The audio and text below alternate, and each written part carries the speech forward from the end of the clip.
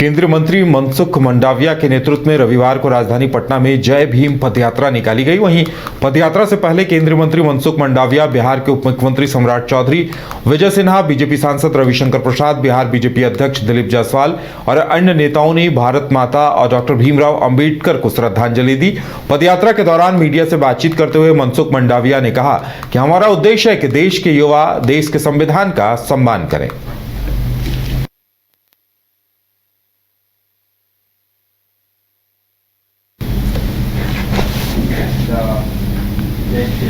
वहीं भीम संवाद को लेकर मंत्री सुमित कुमार ने कहा कि आज की भीड़ दिखा रही है और दर्शा रही कि आने वाले वक्त में दलितों का मूड सरकार के पक्ष में है और बिहार में फिर से एनडीए की सरकार आएगी और मुख्यमंत्री नीतीश कुमार ही बनेंगे।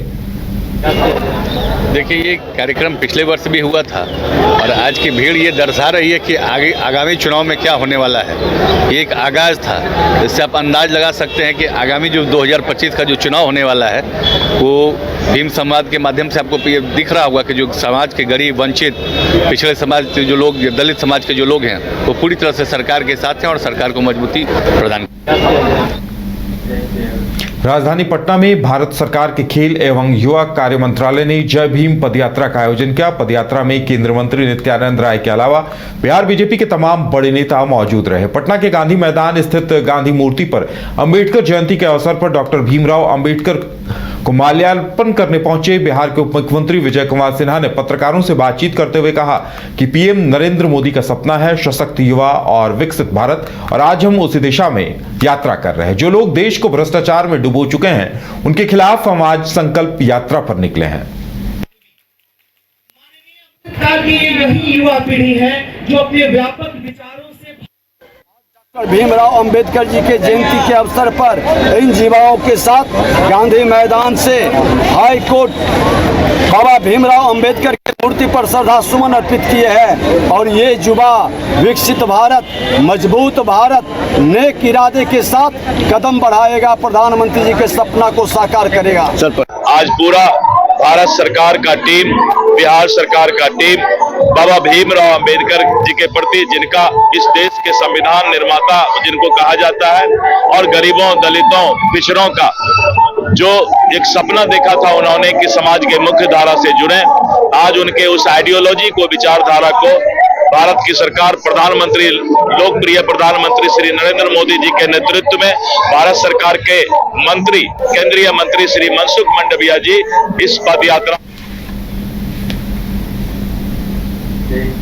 विधानसभा चुनाव से ठीक पहले मोतिहारी में अखिल भारतीय विश्वकर्मा महासभा के बैनर तले एक सम्मेलन का आयोजन किया गया जिसमें स्वर्णकारों की एकजुटता देखने को मिली। इस कार्यक्रम में मुख्य अतिथि के तौर पर लोजपा आर.के. खगड़िया सांसद राजेश वर्मा, एमएलसी जीवन कुमार के अलावा विश्वकर्मा समाज के कई नेता शामिल हुए। मौके पर पीएम मोदी के कार्यकाल की तारीफ भी की गई। उनके विश्वकर्मा समाज को जगाने का काम करें और समाज में मुख्य धारा में लाने का काम किए। और आज हम लोग जागृत हो गए तो इनकी इच्छा और पूरे एक समाज की इच्छा है कि हम लोग के जो विश्वकर्मा के पांचों पुत्र हैं, कसेरा हैं, ठठेरा हैं, सोनार हैं, लोहार हैं, बढ़ई हैं, तो सबको एकत्रित करके समाज के मुख्य धारा में लाकर उनको राजनीतिक चेतना जगाकर उनको राजनीति में मुख्य भागीदारी जो निभानी चाहिए उनको उसके लिए पूरी ताकत लगाने का काम करें। हमारे सभी जिला अध्यक्ष और प्रदेश के अध्यक्ष जिलावार पूरे प्रदेश में जाकर बैठक कर रहे हैं और यह स्पष्ट मैसेज है कि एनडीए पूरी तरीके से इंटैक्ट होकर चुनाव लड़ने वाला है। वहीं विपक्ष में यदि आप देखिएगा तो अभी से लड़ाई शुरू हो गई है। जैसे प्रधानमंत्री बनने के लिए होड़ था कि सब प्रधानमंत्री को उम्मीदवार हैं, उसी तरीके से जितना भी घटक दल है विपक्ष का, महागठबंधन का, सबसे कोई ना कोई मुख्यमंत्री बनने की। बेगूसराय पुलिस को बड़ी सफलता हाथ लगी है। पुलिस ने सोना चांदी दुकान में लूटकांड का खुलासा कर दिया है। इस मामले में मटिहानी थाने की पुलिस ने चकबाली गांव से एक अपराधी को गिरफ्तार किया है। अपराधी के पास से लूटी हुई सोने चांदी भी बरामद कर ली गई है। गिरफ्तार अपराधी की पहचान चकबली गांव के रहने वाले विपिन कुमार निषाद के रूप में की गई है। घटना के संबंध में सदर डीएसपी सुबोध कुमार ने बताया कि 11 अप्रैल को मटिहानी थाना क्षेत्र के चकवाली स्थित एक सोना चांदी की दुकान में 4 अपराधियों ने लूट की बड़ी वारदात को अंजाम दिया था। पीछे दो घटना से संबंधित निवेदन हुआ है। दोनों घटना से संबंधित कृषि है। पहला है कि मटिहानी थाना क्षेत्र में आपको चकबल्ली में 2 दिन पहले नवेश शाह की दुकान में लूटपाट की घटना एवं फायरिंग की घटना घटी। उसमें आपको पुलिस ने कार्रवाई करते हुए मटिहानी पुलिस और चकिया थाना के सहयोग से छापेमारी कर लूटे हुए सभी सामान जेवरात जो है वो बरामद किया गया है। अब विपिन कुमार निषाद पिता अशोक महतो की गिरफ्तारी की गई है। ये बिंदु टोली सिमरिया के रहने वाले हैं।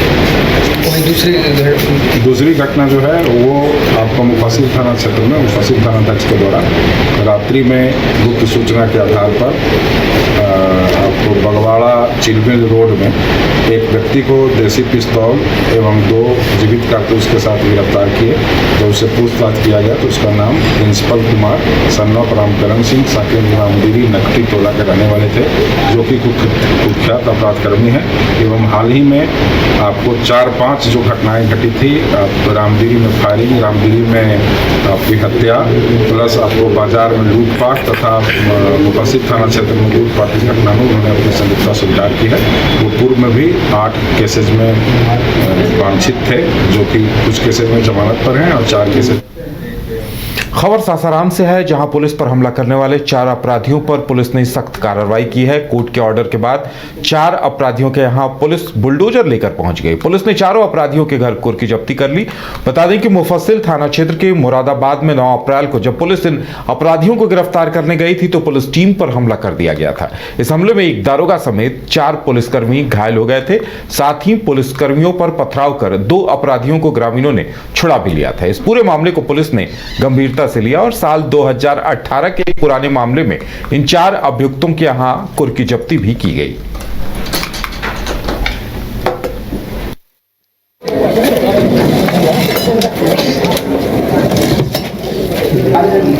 मुरादाबाद क्षेत्र में पूर्व के 2018 के मामले में 4 अभियुक्तों के विरुद्ध कुर्की निर्गत थी।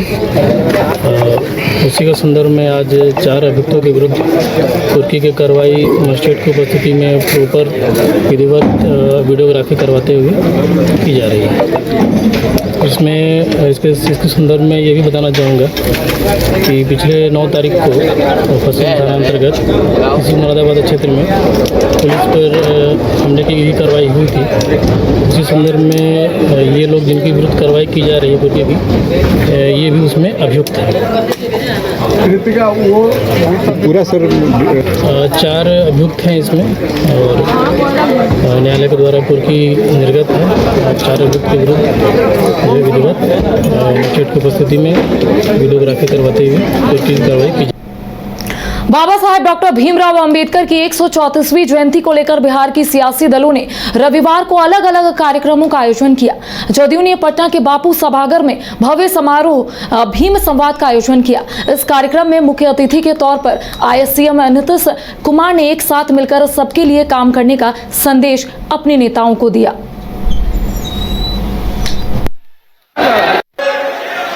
मंत्रीगण, माननीय अशोक चौधरी जी, हमारे माननीय मुख्यमंत्री श्री नीतीश कुमार जी को माला से स्वागत किया जा रहा है। हम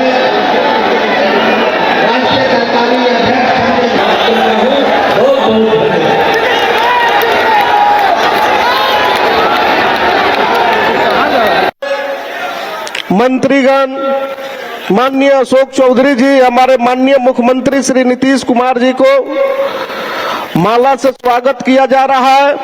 हम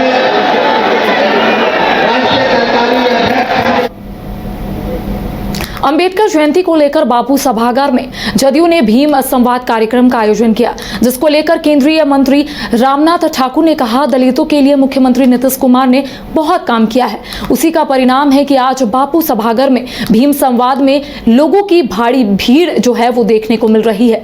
आने वाले विधानसभा चुनाव में भी लोग फिर से नीतीश कुमार को ही चुनेंगे। डॉक्टर अंबेडकर की जयंती की संध्या पर मुख्यमंत्री जी ने लोगों को संबोधित किया और उन्होंने जो जितना काम किया है दीन दुखियों के लिए उसको याद दिलाया।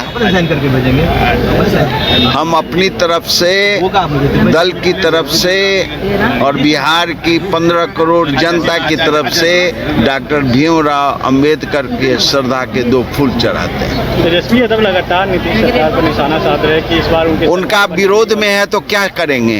विरोध करना उनका काम है। वो अपना काम कर रहे हैं, हम लोग अपना काम कर रहे हैं और रिजल्ट तो जनता वाली है। 6 महीने के अंदर जनता।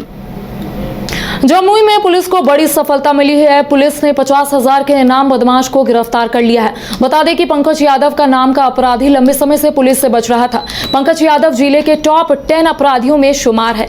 पंकज मुंगेर जिले के खड़गपुर इलाके का निवासी है। पंकज यादव पर हत्या, फिरौती, डकैती समेत कई मामले पहले से दर्ज है। ये पंकज यादव 50,000 के इनामी अभियुक्त रहे हमारे और ये हम लोगों के जो टॉप 10 के लिस्ट में से एक हैं। इनके ऊपर किडनैपिंग फॉर रैंसम, डकैती, हत्या जैसे कई संगीन कांडों के अपराधी रहे और 2008 से लेकर के 17 तक इन पर कांड दर्ज हुआ और उसके बाद ये जो है कि फरार हो गए और इसको फरार होने के बाद इनको टेक्निकल सर्विलांस के आधार पर दमन जा कर के जमुई पुलिस की टीम द्वारा पकड़ी गई है। गैंग तो इनका नहीं, मतलब कि ये अपना ही गैंग बना करके रखते थे। ये खुद गैंग लीडर थे। ये खबर रोहतास जिले के डेहरी से है, जहां शाहाबाद क्षेत्र के डीआईजी डॉक्टर सत्यप्रकाश ने 35 पुलिसकर्मियों को बिहार पुलिस पारितोषिक वितरण समारोह आयोजित कर बेहतर कार्य करने के लिए सम्मानित किया, जिसमें रोहतास जिले के 12, बक्सर के 10, कैमूर तथा भोजपुर जिला के 13 पुलिसकर्मी को सम्मानित किया गया। सभी को डीआईजी ने पत्र के अलावा नगद राशि भी प्रदान की। इसके अलावा रोहतास के SP Roshan Kumar, police inspector Lalan प्रसाद, ब्रिजेश कुमार सिंह व अन्य को भी सम्मानित किया गया।